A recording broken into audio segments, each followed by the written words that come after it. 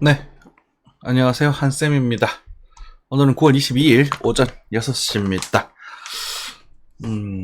항상 시청해주셔서 감사드리고요. 구독과 좋아요는 영상 제작에 큰 힘이 됩니다.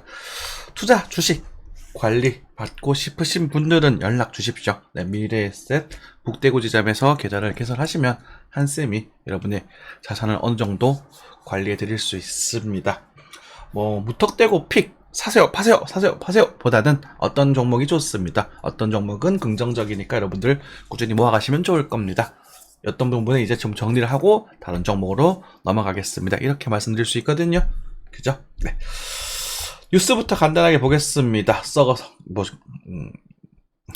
팔 게 없다. 추석 앞두고 최악의 상황 어쩌고 저쩌고 나와 있고요. 쭉쭉쭉쭉 나와 있네요. 비가 갑자기 많이 왔죠. 그래서 가을 장마가 오게 되면 보통 추워집니다. 그래서 비가 너무 많이 와서 과일값이 엄청나게 비싸더라고요. 너무 말도 안 되게 비싸서 저도 깜짝 놀랐습니다. 1년간 유통기업 한국은 26개, 일본은 612개, 미국은 1844개. 한국에는 안 돌아왔다 그런 뜻이죠. 그죠? 그렇게 되는 부분이고요. 제조업 부흥 넘어 경제 안보 강화 어쩌고저쩌고. 해외 진출 기업 95% 한국 갈 이유가 없다. 한국 갈 이유가 없지. 그죠? 중국이랑 한국은 경제적으로 굉장히 밀접하거든요. 그래서 한국은 지금 이유가 없죠. 안타깝습니다. 집값 떨어지자 LTV 80초가. 근데 죄송합니다만 이거 지금 이유 없는 거지 나중에 올 거예요. 네. 집값 떨어지자 LTV 80% 추가, 대출 2배로 급증 미쳤죠. 그죠? 이 대출이 주식으로 넘어간 거라고 보시면 됩니다. 그래서 이 부분 작년 말에 이제 집값이 좀 저렴한 가격을 찍고 반등을 좀 할 것이다라고 말씀을 드렸고 여러분들에게 현금의 비중이 높으신 분들, 대출 50% 이하인 분들은 집 사셔도 됩니다. 라고 말씀을 드렸습니다. 그때 더 빠질 줄 알았지? 조금 더 빠질 수도 있겠지만. 근데 이번에 반등이 이제는 고점일 거예요. 주식도 그렇잖아요, 지금. 이번에 빠지는 것은 금리에 관련된 부분 때문이 아니라 이제는 정말 침체, 리세션에 대한 가능성을 우리가 생각을 해야 돼요. 아시겠죠? 리세션이 올 것이다. 라고 묻는다면 저는 올 거라고 보는 사람이긴 합니다만, 그걸 변론으로 하더라도 그런 거예요. 그것에 대한 대비를 하셔야 된다는 거지. 미친 거예요, 이건. 그러니까 이거는 그냥 정신 나간 수준이에요. 제정신 아닌 거지. 네. 주도주가 사라졌다. 내주까지 박스권. 근데 박스권 계속 유지될 거라는 말씀 드려왔었었고, 네, 미국 증시가 이제 하락을 하게 되면서 한국 증시와 코인 시장도 어느 정도 영향을 받을 수 있다. 쿵 하는 영향을 받을 수 있다. 하지만 그것은 자본의 재분배 과정 속에서 생기는 것이다. 라고 말씀을 드렸습니다. 그죠? 그래서 적당히 농사를 짓고 계시다가 여러분이 매를 딱 들어갈 수 있는 타이밍은 제가 보기엔 한 11월 정도가 괜찮지 않나 싶습니다. 11월.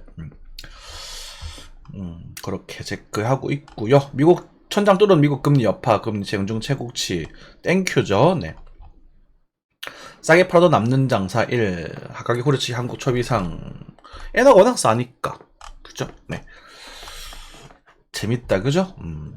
유가 뛰니 한국은 꽁충 비행기 타기 무섭네.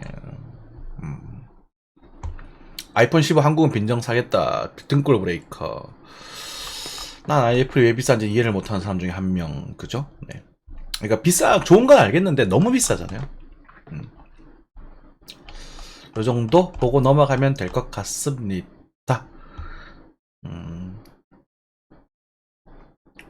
네, 요 정도 보겠습니다.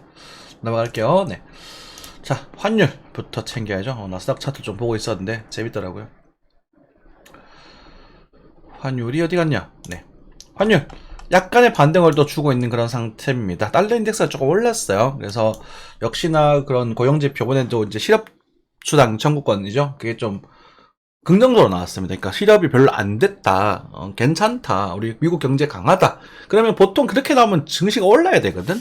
그런데 그러면서 어제 이제 파월 연준 의장의 말과 더불어서 기존 금리 인상을 더 할 수도 있고 이번에 동결 하긴 하겠지만 우리가 11월 달에 한 번 더 할 수도 있고 한다고 하더라도 동결한다고 하더라도 고금리 유지할 거야 그런 멘트 때문인지는 모르겠지만 한쌤의 시나리오는 그건 아니지만 그죠? 근데 한쌤의 시나리오가 거진다 맞더라 이거지.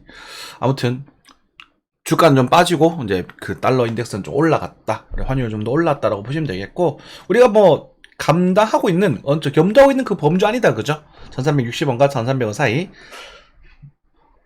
네, 그 정도 범주에서 보시면 되겠고, 일본의 금리 인상이 어쩜 있을 수도 있다라는 그런 기대감에 이제 일본 엔화 쪽으로 지금 돈이 몰려 들어가고 있는 걸로 보여집니다. 반등이 나올 수도 있는 그런 모습이 됐어. 이제는 엔화가 이제 바닥을 좀 확인을 하는 게 아닌가, 이렇게 좀 생각이 들고 있는 부분이고요. 오늘 빅스가 추세를 돌파했습니다. 어제 빅스에 대한 이야기를 좀 드렸었어요. 그죠? 상승 다이버전스가 보이고, 빅스가 좀 돌파를 해서 20에서 22까지는 올라갈 여지가 좀 있다, 이렇게 말씀을 드렸습니다.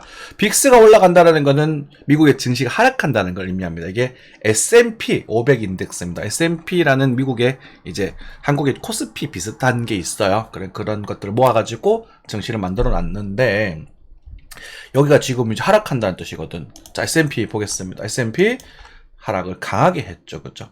여러분들에게도 말씀을 꽤 오랫동안 드려왔었습니다. 그죠? 어떤 말씀을 드렸었냐면, 이 추세가 깨어질 때는 조심하셔야 됩니다. 여기도 있다, 그쵸? S&P 여기도 있고, 여기도 있고.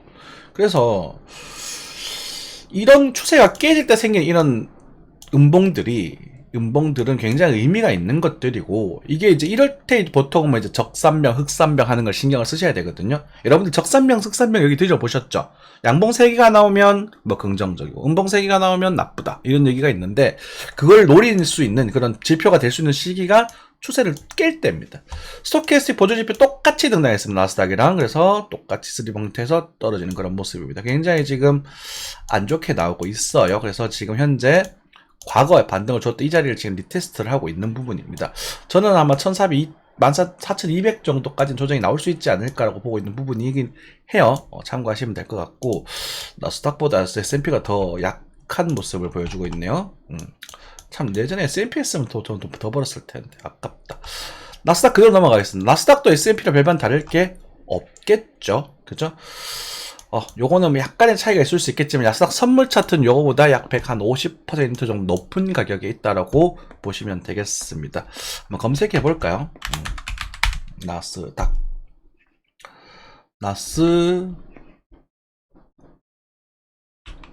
AQ. 나스닥. 이게 나스닥 요거 말고 이렇게 있는데, 이게 선물 차트가 있는데, 제가 그 차트, 갱신된 선물 차트를 모르겠어요. 여러분 혹시 아시는 분 계시면 말씀을 좀 부탁드리겠습니다. 그냥 이걸로 설명을 드릴게요. 그래서 실제 선물 매매하시는 분들에게 포인트 차이가 좀 있을 수 있다라고 생각을 하고 계셔야 됩니다. 실제 선물 차트는 요때 12월물 갱신이 되면서 요때 지금 갭 상승이 일어나서 여기서 떨어졌거든요. 그래서 우리가 보고 있는 선물 차트가 이쯤 와 있을 겁니다. 14,800 정도 돼 있을 거예요. 한 150에서 200포인트 정도 높더라고요. 아무튼 이건 실제 지수 차트이기 때문에 여기서 지금 요 자리를 지금 거의 침범한 상태입니다. 하지만 음봉의 상태가 아주 씩씩하네요. 그죠? 우리가 보조지표를 말씀드렸습니다. 여러분들께도 항상 말씀드렸던 지표 그대로 등장을 했어요. 이게 나오게 되면 위험하다. 그리고 추세가 깨질 때는 도망가라. 이거 사면 안 된다. 미국 쪽 이때 다 팔아야 된다. 라고 말씀드렸습니다. 한쌤, 이렇게 돌아서 올라갈 수도 있지 않나요? 네, 그럴 수도 있습니다. 여기서 그런 부분이 나올 수 있는 가능성, 그러니까 12월 고점이 나올 수 있는 가능성에 대해서, 11월 고점이 나올 수 있는 가능성에 대해서는 언급을 드렸습니다만, 이 구간에 대해서는 제가 실시간으로 리딩을 해드렸죠. 저희 단톡방에서. 그죠? 밀어버릴 거다. 그리고 이제 지표가 나오게 되면서 FOMC, 금리 동결이 나오게 되면서 주가가 빠지게 되는데, 저는 이 부분에 대해서는 생각이 좀 다른 게, 미국의 경제지표 지금 8월달까지 나왔거든요.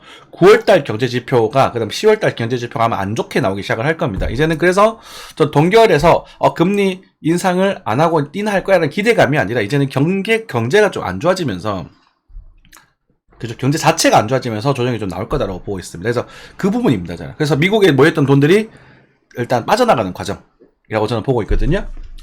그래서 국채금리랑 좀 민감하게 좀 생각해 볼 필요가 있는데, 지금 10년물 국채금리가 4.5%를 찍었어요. 거의 4.4 몇 퍼센트? 48? 뭐 47 요 정도까지 찍은 걸로 알고 있거든요.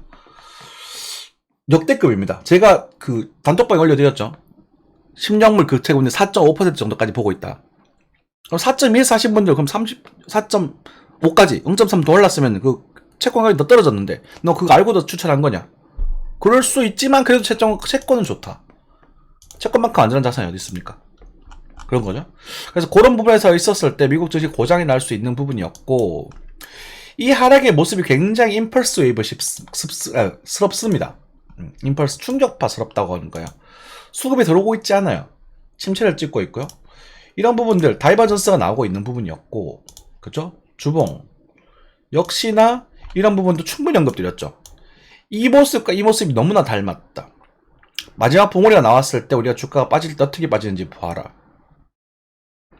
어쩌면 여기 지금 더 약하게 빠지고 있거든요, 지금. 그죠?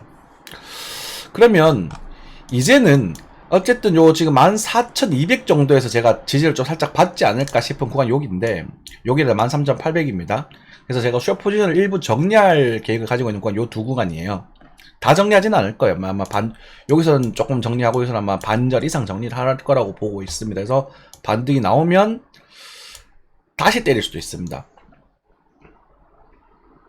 그럼 이제 이렇게 들거든요. 그럼 나오고 이렇게 되면서 다시 이렇게 깨져버리는 큰 시나리오도 글쎄요. 이제는 이제 두 가지가 갈리는 거겠죠, 그죠? 그래서 그 경우 이때는 이제 뭐 일단 몸조심을 해야 되는 부분이고, 요 구간에서의 움직임이 굉장히 중요해졌습니다. 요 구간에서 움직임, 그래서 요 주간 나오는 이슈들 또 굉장히 중요해진 상태입니다. 여러분들 이거 좀 생각하셔야 돼요. 이거는 이제 볼벤이 주볼벤이 어느 정도 좀 말렸거든요. 말린 상태에서 볼벤이 꺾어버리는 음봉이 등장해버렸기 때문에, 이게 지금 오늘이 금요일이잖아요, 이제. 그러면 이번 주 안에 이걸 돌려야 돼요. 이만큼 말아 올려야 되는데, 그만한 이슈가 있을까? 한 400포인트 돌려 올려야 되는데, 라는 생각을 해보면, 글쎄, 그만큼에 대한 호재는 많지 않을 것 같아요, 지금. 그리고 지금 현재 주봉이 끝나가는 상황인데, 요 캔들보다도 거래가 좀 줄었죠. 제가 여러분들에게 말씀드리면서 지표적으로 항상 뭐가 나온다? 자, 추세를 깨는 장대 음봉이 나오는데, 이것의 위험 정도는 크기에 비해서 생각보다 거래가 많이 나오지 않는 경우가 많더라. 그게 되게 안 좋은 신호다 라고 말씀드렸습니다. 왜냐면 추세가 깨졌을 때 손절물량이 막 터져 나오고 막 거래가 활발하게 이루어지고 사는 사람도 많고 파는 사람도 많아야 새로운 변화가 생길 수 있는 것인데, 지금 하루 남았거든요? 그럼 끼케 요거 정도 되지 않겠습니까? 요 사이즈랑 요 사이즈를 봤었을 때 이 사이즈가 훨씬 큼에도 불구하고 거래가 좀 적죠. 그죠? 그래서 일단은 뭐 저는 10월 중으로 해서 요 14,200대 요 차트입니다. 그러면 선물 차트가 14,400에서 14,500 정도 될 거예요. 그리고 벌벤 하단 정도. 그래서 벌벤 하단을 때리는 모습이 이렇게 그냥 쭉 이렇게 밀어버리면 반등적으로 또 이렇게 파서 이렇게 돌아 나갈 가능성도 있고, 요 때리는 모습에서 우리 수급이라든지 아니면 좀 버티는 모습이라든지 이런 것들 잘 봐야 된다. 그래서 빠지는 모습이 아이고, 빠지는 모습이 여기처럼 빠지면, 이런 모습으로 빠지면 괜찮다. 근데 지금 현재 조금 강하게 빠지긴 했지만 요 구간이라고 생각을 하면 이제 한 내일이나 다음 주 정도 돼 갖고는 반등이 좀 나와줘야 되거든요. 규모 있는 반등이 14,800 이상 살려줘야 돼요. 자, 요 차트를 기준으로. 그러니까 이렇게 이런 식으로 뭐 이렇게 돌아 올리는 건 긍정적인, 괜찮아요. 이렇게 움직이는 건 아직 나스닥이 살아있고, 뭐 금리 때문에 있지만 우리 경제는 아직 좋고, 뭐라고 할까요? 이게 소프트 랜딩 하면서 다시 경제가 세계는 살아날 수 있을 거다라는 기대를 할 수 있겠지만, 만약에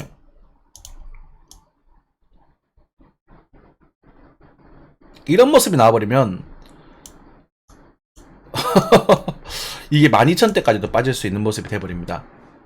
근데 아직은 모르겠어요. 근데 이제 요번에 이제 그 금리라는 부분도 여러 가지가 있고 한데, 아직은 그래도 그러니까 이건 이제 건강한 조정이다. 아직은 건강한 조정의 가능성이 크고, 여기는 급상승했던 구간이니까 여기는 사실 조금 저항대 없이 그냥 좀 밀고 내려갈 가능성이 있는 구간이라서, 요때는 글쎄 요 자리가 이제 요 연장파에 해당되는 부분이거든요. 이렇게 해당되는 부분이라서 1대1과 1.618 정도 해당되는 부분인데, 여기서는 빠지는 모습을 좀 체크를 하고, 오히려 좀 그냥 씩씩하게 빵 그냥 밀고 쫙 말아 올리는 그런 그림이 좀 나왔으면 좋지 않을까.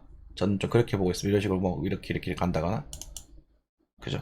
그래서 이제 16,000을 살짝 한번 테스트하고 다시 이제 좀 옆으로 가는, 조정세로 좀 넘어가는 그런 그림을 기대하고 있긴 한데, 왜냐면 개인적으로는 저는 숏포지션에 있는 사람이기 때문에 빠지면 좋아요. 그렇지만 이게 너무 빠져버리면 전 세계적으로 증시가 안 좋아져 흔들려 버리잖아요. 그러면은 우리 코인도 그렇고 우리 저 투자하시는 분들, 저 소중한 구독자님들 또 힘들 수 있단 말이에요. 그죠? 그래서 그 부분 좀 체크해 봐야 될 것 같다. 그렇습니다. 코스피도 오랜만에 체크해 보겠습니다. 코스피 요 당시에 1480 정도에서 반등이 나올 거다라는 말씀을 드렸었고, 제가 이 부분에서 좀 빠질 수 있다 1430 정도와 그 다음에 많이 빠지게 되면 1300 정도까지도 볼 수는 있습니다 라고 말씀드렸습니다. 1300대를 본다고 해도 실제 10%는 채 안 되는 부분이거든요. 그래서 이런 것도 좀 엄두는 하고 계십시오. 빠질 것이다가 아니라. 그래서 만약 리세션이 와버리게 된다면 1900까지도 빠질 수 있습니다. 이건 리세션 포인트예요. 그래서 여러분들이 이 구간이 일단은 우리가 변곡이 될 것 같아요. 요 구간, 요거 11월 정도 되죠. 요 구간과 만약에 리세션이 들이닥쳐서 우리가 경기가 정말 안 좋아지고 막 뭐 회사들이 좀 부도가 나고 부동산 EPF 터지고 막 이런 상황이 되어 버리면 여기를 볼 수도 있다. 오케이?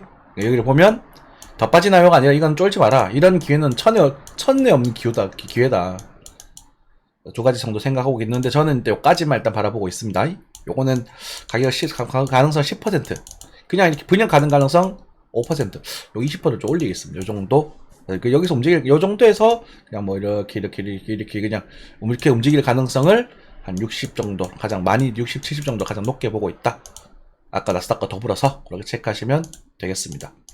그럼 여러분들 CD 비중을 적절히 나눌 수 있겠죠? 가장 안전한 건 뭐다? 채권이다. 다우도 이번에 좀 조정이 좀 나왔습니다. 다우는 오히려 이제 현물 기준이고 하다 보니까 반등 자체도 그렇게 강하진 않았고, 그죠? 네.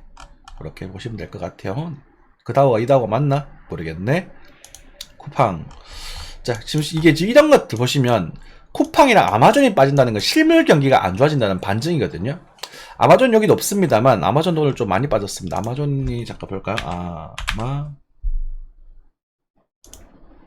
자, 아마존이 지금 조정이 나오고 있단 말이에요. 그러니까 이제 실물 경기가 안 좋아지고 있다는 뜻이에요. 지금 나스닥을 캐리하던 종목은 엔비디아, 마이크로소프트 이런 기술주들이거든요. 그래서 이제 지금 아마존이 조정이 나오고 있는 부분이고, 아마존도 이 정도까지 조정이 나올 수 있으니까 이것도 뭐 알고는 계셔야 될 것 같습니다. 자, 코인 쪽으로 넘어가겠습니다. 코인 또 이번에 좀 조정이 좀 나왔죠. 여러분들 천하제일 단타 대회 잘 즐기셨습니까? 자, 말씀드렸던 포인트예요. 한쌤 뭐 다 말했다 그러네. 조정 나올 수 있는 자리다. 저항 때 나 말씀드렸죠. 그죠? 저항선 딱 그어져 있네. 여기서 이렇게 갈지는 모르겠다. 이렇게 갈 수도 있다. 근데 나는 이렇게 갔으면 좋겠다. 기억나십니까? 그죠? 그래서 24,000불 정도 염두하고 계셔라. 모른다 그거는. 왜냐면 미국 증시가 빠질 때는 한번 같이 출렁거릴 수밖에 없어요. 그건 당연한 거예요. 대장이잖아. 우리 비트코인이 출렁하면 알트코인도 같이 출렁하잖아요. 당연한 거거든요. 그래서 이거 모아서 파동 카운팅을 하기는 조금 그렇고요. 뭐 나스닥 파동 카운팅 물어보시는 분 계셨는데 제가 요즘 그렇게 디테일하게 하지 않습니다. 보조지표 정도를 요소를 더 강력하게 보고 있어서 수급이야 이런 부분 그런 걸 더 강력하게 보고 대략적인 파형만 보지 뭐 1, 2, 3 ABC 막 이렇게 막 디테일 따지지 않습니다. 그런 파동은 주봉의 큰 흐름에서 변수 두 개를 그냥 잡아놓고 들어가거든요. 귀찮아요 하기가. 영양가 없더라고. 아무튼 그래서 지금 조정을 받고 있는 부분이고, 이런 부분에 있어서 지금 알트코인들도 상당히 조정을 많이 받고 있습니다. 아크 같은 경우도 많이 빠졌죠. 하지만 여기서 추천을 드렸고 여기서 추천을 드렸기 때문에 많이 먹고 빠져나가야 되는 부분이고, IQ 같은 경우도 오늘 저희 단톡방에 나갔던 종목이거든요.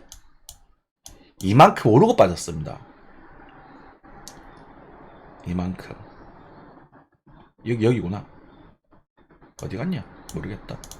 30분? 1시간. 여기에요. 여기. 오늘이 22일, 11일 아침 새벽이에요. 21일 새벽. 여기네, 여기. 그죠? 21일 새벽. 여기네, 여기. 눌림목 나오고, 빵! 이만큼 오르고 빠졌단 말이에요. 엄청나게 많이 올랐었죠. 그죠? 뭐, 캐리 프로토콜 같은 경우도 눌림을 주고 여기까지 슈팅이 나오고 빠졌거든요. 그러니까 이런 부분에서 다 관리를 하고 나오셔야 돼요. 이게 되세요? 빡세죠. LPV 역시나 좀 강세의 모습을 좀 보여주고 있는 그런 종목 중에 하나고, 뉴 프로토콜, 질레카, 다들 질레카 같은 경우도 저희 단톡방에서 관심 있게 보시더라고요. 여기서, 그죠? 여기서 쭉 글 조정 나오고 반대 쭉. 그러니까 눌림목을 노려보라고 했으니까 다들 잘 하셨으리라 믿습니다. 단타는 그렇게 진행이 되는 부분이고 변동성이 큰 부분이니까 이런 것들 먹을만 하죠. 충분히 뭐 5% 10% 충분히 다 되는 부분이라서 먹을만 노려볼만 하는 것이고, 요거는 천하제일 단타 대회라고 보시면 되고, 하생 같은 경우는 역시나 이오스를 들고 있습니다. 물려 있습니다. 편단이 808원이더라고요 보니까. 빠지지도 않고 오르지도 않아요. 얼마나 좋아요. 제가 이런 종목 좋아하거든요. 얼마 안 움직이잖아요. 몇 프로야 이거. 관심도 없어요. 뭐 가든동 말든동. 그죠? 농사 지을 볼만 한 그런 종목이긴 합니다. 그래서 여러분들이 매매를 하실 적에 지금 시장은 딱 넘어갔죠. 그죠? 그럼 아마 여기서 저항을 한번 먹을 거고요. 그리고 이렇게 밀렸다가 한 번 더 깨고 이렇게 갈 수도 있습니다. 여러분들 이 가능성 생각하셔야 돼요.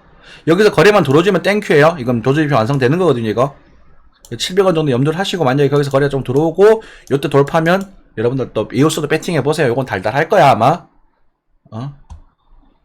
그냥 가는 그림은 모르겠습니다. 요거 일단 쳐줄지 안 쳐줄지 모르겠는데, 쳐주면 요 단타는 뭐 노려보셔도 되고, 전 쳐주고 나서 여기 빠지면 전 여기 잡을 거예요. 추매할 거예요.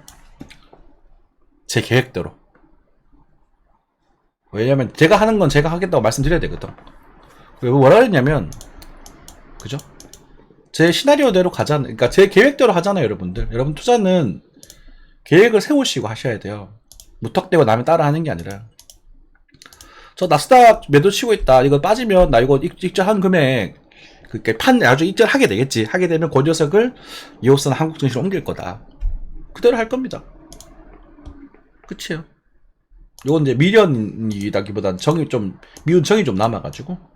그래서 요 안에서는 이제 많이 가게 되면 내년 정도, 올 연말에서 내년 정도까지 해가지고 한 1200원 정도까지만 벌어볼 거고요. 1200원에서 1300원 사이. 그리고 24년 넘어서는 이제 24, 25 이렇게 넘어가게 되면 조금 장기적인 관점에서는 좀 미오스가 그렇다가 아니라 많은 이제 코인들이 여기서 이제 살아남는 녀석들 있죠. 이제 24년부터는 길게 좀 좋아질 거라고 보고 있어서 24년 넘어가서부터는 이제 3,000원 치고 다시 이제 7,000원까지 이렇게 바라보고 있습니다. 27년 정도까지 그렇게 시나리오를 짜고 있어요. 어때요? 27년 뭐 한 4년 동안 10배 가까이 보면은 괜찮은 거 아닌가? 마음대로 하십시오. 그래서 너무 단기적인 흐름에 빠지지 마시고 지금 좀 흔들리고 그럴 수 있습니다. 그래서 여러분들이 주식을 좀 일부 매수하셨던 분들 계실 거예요. 충분히 이해합니다. 그죠? 우리가 뭐 지루하고 괴롭고 힘들고 그럴 거예요. 그죠? 근데 한쌤은 계속 말씀드렸습니다. 미국 증시는 비싸고요. 한국 증시는 다소 싼 편. 그러니까 완전 싼 건 아니고 다소 싼 편. 저평가 되어 있는. 왜냐면 중국이 개박살나서 우리도 지금 영향을 받고 있거든. 그래서 이런 말씀을 좀 드리고 싶습니다. 지금의 미국 증시는 돼지입니다. 돼지. 몸에 디룩디룩 살이 쪄서 있는 돼지. 특히나 나스닥이요. 돼지가 가치가 없다는 게 아니에요. 돼지는 우리에게 많은 에너지를 주고 사람들이 가장 많이 먹는 고기잖아요. 그렇지만 이 뺄 게 많아요. 기름이. 그런데 한국의 증시는요, 마른 오징어까지라고 하긴 그렇고, 제가 이제 우스갯소리를 하는 말이 있는데, 혹시 포항의 특산물, 제 고향 포항입니다. 포항의 특산물 과메기 아십니까? 반건조 꽁치죠. 과메기 정도 되지 않나. 많이 말랐어요. 근데 더 마르면 안 돼. 더 말리면 맛이 없어. 이제 먹을 때가 됐어. 이해되시죠? 짧게 별로 없다고. 그런 것들에 대해 투자를 하셔야 되는 거야. 항상 말씀드리지만 여러분들이 투자를 하실 때 너무 근시안적으로 보지 마셨으면 좋겠습니다. 저희들을 적어도 한쌤의 구독자라면. 물론 방송을 하다 보면 당장 오르는 종목들, 리딩도 그런 종목들 보면 여러분들 자극을 주고, YQ 같은 경우는 좀 대박이 좀 났었고 아크도 대박이 났었었는데, 특히나 한쌤이 이번에 좀 전설적인 픽이 하이파이, 그 다음에 이더 그로스톨. 그죠? 작년 이제 9월 초에 그렇게 말씀드려서 슈팅 엄청나게 몇 배 올랐죠. 이런 종목들을 리딩을 하면서, 시황을 하면서, 이런 종목들 여러분들의 어그로를 당기고, 여러분들이 그 관심을 끌게 하는 수밖에 없어요. 아니면 안 보니까. 아, 나 이 정도 실력 있어. 막 이런 것도 괜찮으니까 너희도 알아서 해봐. 그래서 제가 이거를 얼마에 사세요, 얼마에 파세요 라고 말을 드리지는 않아요. 그거를 하는 순간 저도 너무 힘들고, 그리고 공판 회원분들, 구독자님들이 매너리즘에 빠져버리고 이 사람 말만 들으면 돼, 이렇게 생각을 하게 되거든요. 이 사람 잘하니까 이 사람 시킨 대로 하면 돼. 그래서 제가 안전한, 그러니까 전반적인 시황 적중, 큰 시황 적중률은 굉장히 좋으니 좀 힘들더라도 안전한 종목들 여러분들에게 많이 권해드린단 말이에요.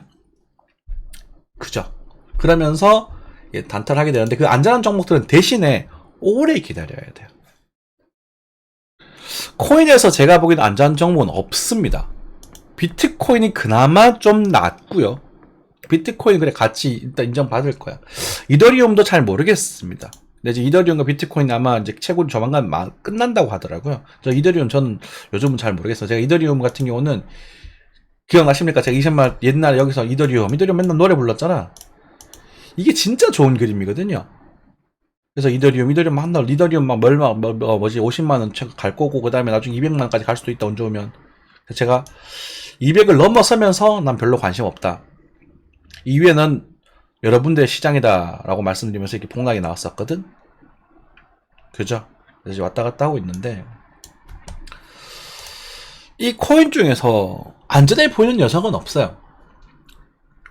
그러니 대신에 이게 독사과일지라도 굉장히 맛있게 먹고 빠져나올 수 있는 종목들은 많이 있다는 거지. 이건 여러분들이 실력적으로 공부하셔서 하셔야 돼요. 장투가 아니라, 존버가 아니라 그냥 단타를 치셔야 돼요. 그런 관점 속에서 저는 그나마 안전해 보이는, 상대적으로 이오스를 골라봤고요. 무슨 근거로 이걸 안전하다고 말하느냐라고 하시면 저는 할 말은 없습니다. 많은 최근에 얘네들을 뭐 나쁜 짓을 한 게 없어요. 그냥 방치해요. 근데 그 방치된 이유가 명확하거든요. 얘네들은 재단과 개발자들이 싸우고 있어요. 그러면은 이건 뭐 이 자체에 문제가 있는 건 아니잖아. 그러면서 좀 상장하기 까다롭다고 유명한 일본 거래소에 신규 상장, 요즘 같은 시기에 일본 거래소 신규 상장을 하고 코인베이스도 상장이 되어 있는 걸 보니, 그나마 이 녀석이 나중에 한번 추세를 발산을 하면 크게 한번 발산할 수 있지 않겠는가 라는 관점에서 저는 이오스를 선택한 겁니다. 그리고 이 주기, 그리고 이 주기 거의 다 와가고 있어요. 조금 남았죠, 그죠? 그래서 올 가을에서 내년 초 정도에는 분명히 이건 시장에 대한 반응이 올 거고, 그 반응에 대한 전조 파동을 나는 한 1000원대 초중반 정도, 그러니까 1300원 정도까지 살리는 관점을 보면서 이 녀석을 다시 판단하게 될 것 같아요. 그렇게 전략을 세웠던 거예요. 상패만 안 되면 된다고 말씀드렸으니까 상패가 안 될 종목을 찾은 거지. 그러면 여러분들도 뭐 한쌤의 말을 듣고 따라 하시는 것도 좋습니다. 뭐 말리지 않겠습니다만, 그것에 대한 책임을 제가 져드릴 수가 없잖아요. 그죠? 여러분들 죄송합니다. 여러분들 정말 저 때문에 상처 보신 분들 죄송합니다 라고 말씀을 드리고, 손절 지금이라도 하시는 게 좋겠습니다 라고 말씀드리는 한쌤이지만, 매번 전절시장을 여러분 공식 성전시장을 2번인가 드렸죠, 올해. 근데 그걸 여러분들이 스스로 공부를 하셔가지고 대응할 수 있는 여력을 키우셔야 돼요.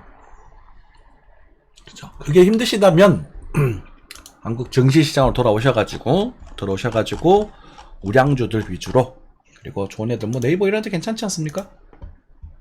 네이버 저는 괜찮다고 봐요. 좀 부러졌는데 뭐 괜찮다고 봐요. 뭐 꿀렁꿀렁 하겠지 뭐. 얘네들 뭐 언제까지 질질 셀 거야. 이미 쥐어 짤 대로 짜진 애들이거든요. 이해되시죠? 막 지금 당장 오른다, 좋다, 뭐 SK텔레콤 많이 올랐네요. 오, 좋은데? SK텔레콤은 이제 긍정적이라고 말씀 많이 드렸었으니까, 그죠? LG텔레콤도 있을 텐데 세트로 없어, 못 찾겠다. 여기 있나 이건가요? LG텔레콤 좀 힘이 좀 약하네. 그래도 뭐 KTNG, 어우, 얘 또 상단, 볼펜, 이거 일본캔 치고 빠지고 있죠, 그죠? 저 정도 나올 거야, 예. 이제 저도 나올 거라고 했잖아. 이제 이 정도, 이만 올랐으면 됐지, 뭘. 이 무거운 주식이 10%나 올랐는데. 역시 KTNG는 되게 무겁거든요. 아무튼, 이미 바닥에서 기름 다 짜져가지고, 이미 뭐, 싸질 대로 싸진 애들이잖아요. 여러분들, 이 회사들의 주주가 한번 되어보시는 거예요. 어때요? 괜찮지 않아요? 여러분 평소 때 좋아하던 회사, 뭐가 있을래나? 이런 데서 사는 게 아니라, 이런 데서 사는 게 아니라, 이렇게 바닥에 싸서 배배배 기어 다닐 때, 분할 매수 적금하는 거예요. SK텔레콤 좋네. SK텔레콤 여기 오면 저 저항입니다. 여기서 한번 꼬라박을 살짝 찍힐 수 있어요. 네, 참고하시고. 포스코 DX 이딴 거 사지 말고 제발. 얘가 나쁘다는 게 아니에요. 계속 말씀드리지만 얘는 단기적으로 더 갈 수 있습니다. 더 갈 수 있겠지만 이거는 결과적으로 여기 와야 돼요. 죄송한 얘기지만 여기 와야 돼요. 항상 그랬어요. 모든 차트, 세상 모든 차트가 다 그래왔어요. 6 플러스 보십시오. 보십시오. 우리 기술 보십시오. 추세가 발달이 되면 반드시 그거에 대한 조정은 나와요. 그러니까 애초에 그냥 조정이 나왔을 때 뭐 두산 엔더빌리티 괜찮지 이러면서 역대 어떤 이슈가 있었을까 이거 원자력이고 뭐고 나왔을 거 아닙니까? 뭐 에너지다 어쩌고 저쩌고 난리 쳤을 때 아닙니까 이거. 리먼 브라더스 직전이네. 14만 5천원짜리가 지금 얼마 된 거예요? 4천원 된 거예요. 에코프로 안 그럴 것 같아요? 이 두산 에너빌리티가 나쁜 회사예요? 아니잖아요. 과매도 됐다. 이제 이 녀석이 가치평가 여기서 형성되고 있는 거라. 이런 회사들은 지주가 돼보는 거예요. 투자는 그렇게 하는 거거든. 이해되시죠? 그게 투자예요. 리스크를 안고 내가 괜찮다고 회사를 찾아낸 회사를 저평가되었을 때 사모아가는 거. 이상입니다. 감사합니다.